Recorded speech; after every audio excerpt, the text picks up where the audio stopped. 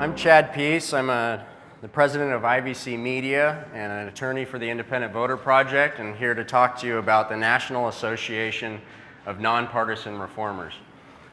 First, I want to start off with a question. Who thinks there's too much corporate control in politics and government? Raise your hand. Anybody not think there's too much corporate control? Didn't see any hands. But who are these big corporate controllers? Who are the two? Can anybody name one or two of the largest corporations that control our political process? Who are the ones rigging the political process? Anybody? I hear some names of corporations, but I also did hear Democrats, Republicans. One thing we don't think about when we talk about private corporations controlling our politics is the two largest private corporations by far rigging our political process are the Democratic and the Republican parties.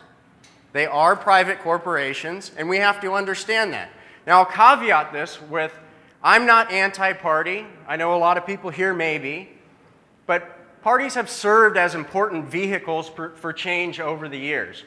But when parties aren't accountable to voters or the people, are they serving the purpose that they are intended to serve? So think about this.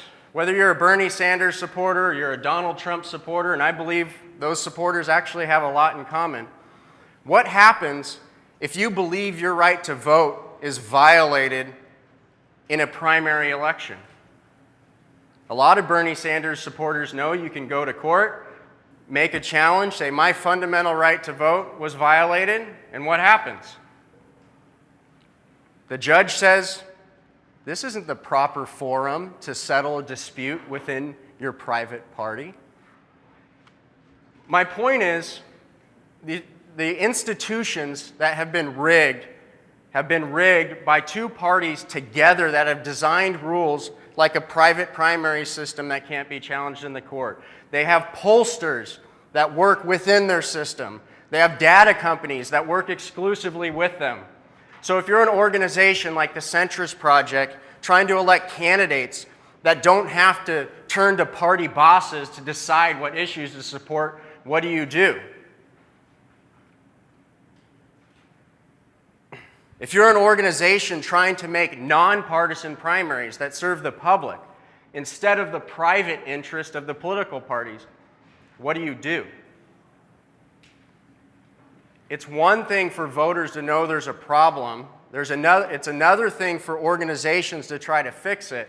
But first, we have to step back and understand that both political parties have created institutions that provide infrastructure for candidates, for pollsters, for vendors, for this ecosystem to survive.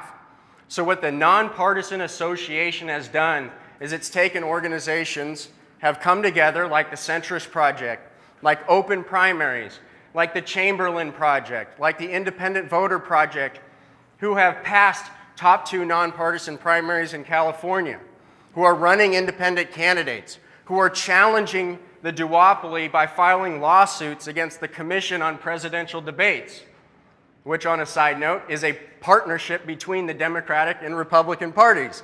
So we wonder why we never have a third voice. These organizations have had success taking on the system, but we will never do it at a significant level or never be able to get to that final change unless we start working together, start being strategic, stop having a redundancy of resources where we're having the same fights in one place and not learning from them when we fight another.